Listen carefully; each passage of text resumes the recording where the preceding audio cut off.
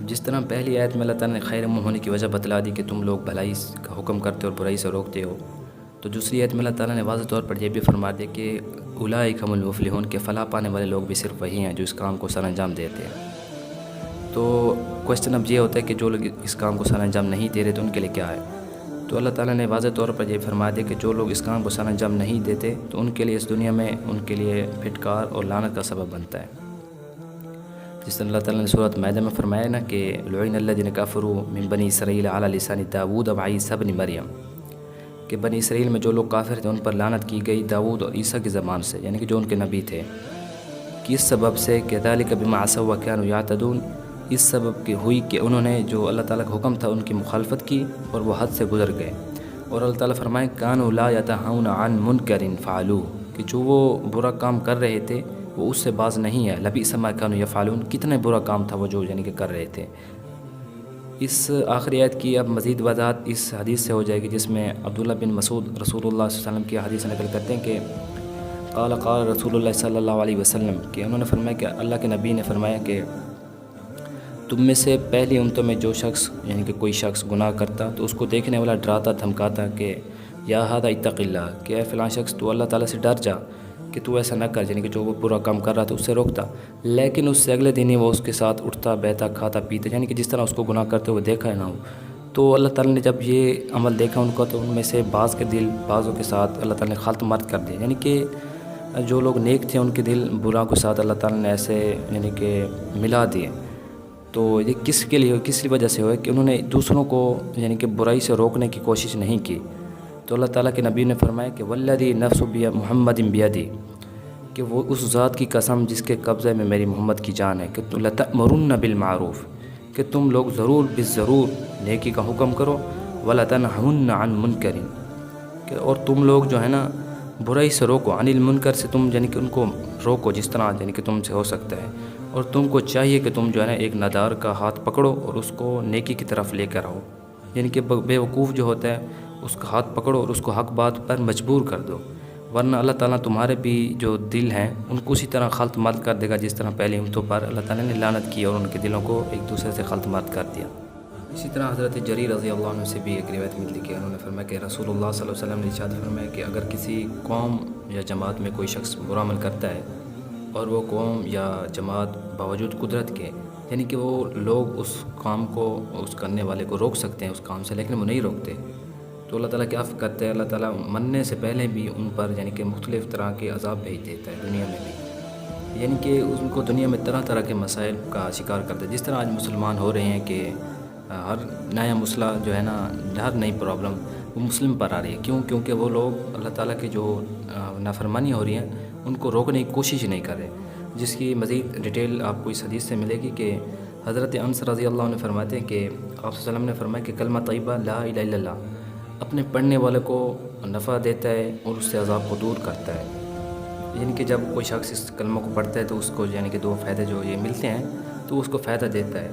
جب تک کہ اس کے حقوق سے بے پرواہی نہ کی جائے۔ تو صحابہ نے عرض کیا کہ یا رسول اللہ کلمہ کے حقوق سے بے پرواہی کرنے سے کیا مراد ہے؟ تو آپ صلی اللہ علیہ وسلم نے فرمایا کہ اللہ تعالیٰ کی نافرمانی کھلے عام کی جائے اور اس کے روکنے کی یعنی کہ کوشش نہ کی جائے، یعنی کہ کہیں کھلے عام اللہ تعالیٰ کی جس طرح آج معاشرے میں ہم دیکھ رہے ہیں کہ ایک تو یہ جو میوزک ہے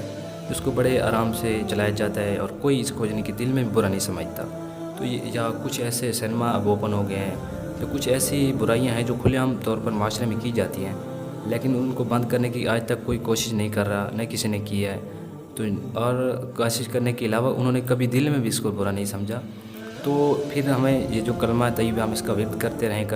تو یہ ہمیں بالکل فائدہ نہیں دے گا جب تک ہم اس کے حقوق کا خیال رکھیں گے۔ حقوق کا خیال رکھنا کیا ہے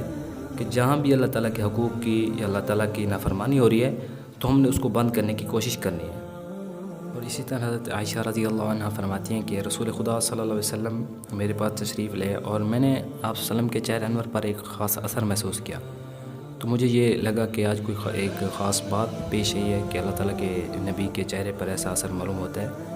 تو اللہ تعالیٰ کے نبی نے مجھ سے کوئی بات نہیں کی اور وضو کیا اور مسجد نبی میں تشریف لے گئے اور ممبر پر جلوہ افروز ہوئے اور اللہ تعالیٰ کے نبی نے یہی فرمایا کہ اے لوگو اللہ تعالیٰ حکم فرماتے کہ تم لوگ بھلی باتوں کا حکم کرو اور بری باتوں سے لوگوں کو یعنی کہ منع کرو۔ مبادہ کہ وہ وقت آ جائے کہ تم لوگ مجھ سے دعا کرو، میں تمہاری دعا قبول نہ کروں، تم لوگ مجھ سے سوال کرو، میں تمہارا سوال قبول نہ کروں، تم لوگ مدد چاہو، میں تمہاری مدد نہ کروں۔ تو حضور اقدس صلی اللہ علیہ وسلم نے یہ بات فرمائی اور پھر آپ صلی اللہ علیہ وسلم ممبر سے نیچے تشریف لے۔ تو اب آج ہم دیکھ سکتے ہیں کہ ہماری دعا قبول نہیں ہو رہی، ہماری کوئی مدد نہیں کی جا رہی کسی طرح سے۔ تو کہ وجہ یہی ہے کہ ہم لوگوں نے یعنی کہ دین کو اپنے تئیں محفوظ کر لیا کہ ہم خود اگر اس پہ عمل کر لیں تو یہی بہت ہے، نہیں کہ اگر ہم دوسروں تک اس کو نہیں پہنچا رہے اور دوسروں کو بری باتوں سے نہیں روک رہے اور بھلی باتوں کو حکم نہیں کر رہے تو پھر ہماری مدد کیوں کی جائے گی؟ جبکہ آپ صلی اللہ علیہ وسلم نے مزید اس کو واضح طور پر فرما دیا کہ تم لوگوں کی مدد نہیں کی جائے گی، تم لوگوں نے بھلی باتوں کو حکم نہ کیا اور بری باتوں سے تم لوگوں نے لوگوں کو نہیں روکا۔ تو احادیث مذکورہ پر اگر غور کریں تو یہ بات معلوم ہوتی ہے کہ امر بالمعروف و نہی عن المنکر کو چھوڑ دینا ایک تو لعنت اور غضب کا باعث ہے اللہ تعالیٰ کی، اور جب امت محمدیہ اس کام کو چھوڑ دے گی تو سخت ایک تو ان پر مصائب آئیں گے، ان پر ذلت ہوگی اور ہر طرح کی وہ غیبی نصرت سے بھی محروم ہو سکتی ہے، اور سب کچھ اس لیے ہوگا کہ اس نے اپنے فرض منصبی کو یعنی کہ نہیں دیکھا۔ اور یہ بات بالکل واضح ہے کہ نبی کریم صلی اللہ علیہ وسلم نے عمل بالمعروف اور نہی عن المنکر جزو لازمی قرار دیا اس ایمان کا، کہ اگر کوئی شخص اس کام کو نہیں کرتا تو وہ ایمان یعنی کہ مومن نہیں ہو سکتا۔ جس طرح اللہ تعالیٰ کے نبی نے فرمایا کہ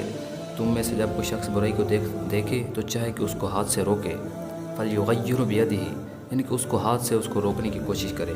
یعنی کہ اگر وہ اس چیز کی استطاعت نہیں رکھ سکتا تو کیا فَإِن لَمْ يَسْتَطِعْ فَبِلِسَانِهِ، اگر وہ اس چیز کی یعنی کہ طاقت نہیں رکھتا کہ کسی برے عمل کو وہ ہاتھ سے روک سکتا ہے تو وہ پھر اپنی زبان سے تو کہہ سکتا ہے نا کہ یار یہ کام صحیح نہیں، آپ اس کام کو بند کر دیں، یعنی کہ اگر اس کی بھی استطاعت نہیں رکھتا تو وہ کیا کرے، فَإِن لَمْ يَسْتَطِعْ فَبِقَلْبِهِ، اگر وہ اس چیز کی استطاعت نہیں رکھتا کہ وہ نہ ہی وہ ہاتھ سے کسی برائی کو روک سکتا ہے نہ ہی زبان سے، تو وہ پھر اپنے دل میں اس کو برا سمجھے۔ لیکن آج کل ایسا ہو گیا ہے کہ کوئی بھی یعنی کہ آج مسلمان جو ہیں وہ کسی چیز کو یعنی کہ کوئی برائی ہو رہی ہوتی تو ان کے دل پر بھی کوئی یعنی کہ اثر نہیں کرتی، وہ کہتے ہیں ہو رہی ہے تو ہمیں کیا، یعنی کہ ہم نے اپنے اعمال اچھے کرنے ہیں۔ تو اللہ تعالیٰ کے نبی نے اس کو ایمان کا کمزور ترین حصہ قرار دیا کہ اگر کوئی شخص دل سے بھی اس برائی کو برا نہیں جانتا تو وہ شخص ایمان والا نہیں ہوتا۔ تو جس طرح آخری درجہ یعنی کہ دل سے برا سمجھنا ضعف ترین ایمان ہے، تو اسی طرح پہلا درجہ جو ہے نا وہ ایمان کی مضبوطی کی علامت، جس میں حضرت عبداللہ بن مسعود فرماتے ہیں کہ یعنی سنت الہی یہی ہے کہ ہر نبی اپنے ساتھیوں اور تربیت یافتہ یاروں کی یعنی کہ ایک جماعت ہوتی ہے جو وہ چھوڑ جاتا ہے پیچھے، یہ جماعت نبی کی سنت کو قائم رکھتی ہے، لائک کہ کوئی نبی نے کوئی سنت جاری کی ہوتی ہے، یہ جماعت جو ہوتی ہے نا اسی طرح اس کو لے کر چلتی ہے، ٹھیک ٹھیک اس کی پیروی کرتی ہے، یعنی شریعت الہی کو جس طرح ان کا نبی چھوڑ کر جاتا ہے وہ اسی شکل میں اس کو جاری رکھتی ہے۔ اس کے بعد ایک یعنی کہ شر و فتن کا ایک دور آتا ہے، یعنی کہ ایسے لوگ پیدا ہو جاتے ہیں جن کا قول ان کے فعل سے یعنی کہ مشابہ نہیں رکھتا، یعنی کہ کہتے کچھ اور ہیں کرتے کچھ اور ہیں، اور ایسی باتیں دین میں وہ ایڈ کرتے جاتے ہیں یہ اسلام سے جس کا دور دور سے کوئی لینا دینا نہیں ہوتا۔ سو ایسے لوگوں کے خلاف جس شخص نے اپنے ہاتھ سے کام لیا تو وہ شخص بھی انہوں نے فرمایا کہ مومن ہے، اور جس نے اپنے زبان سے کام لیا یعنی کہ ہاتھ سے وہ نہیں کر سکتا تھا، اس کو نہیں روک سکتا تھا، تو اس نے اپنے ہاتھ سے نہیں روکا، اس نے زبان سے روکنے کی کوشش کی تو وہ شخص بھی مومن ہے، اور جس نے نہ زبان سے روکا نہ ہاتھ سے روکا لیکن دل میں وہ اس کو برا سمجھتا تھا اور وہ یہ چاہتا تھا کہ اگر کبھی مجھے موقع ملے تو میں اس چیز کو ختم کروں گا، تو وہ شخص بھی مومن ہے۔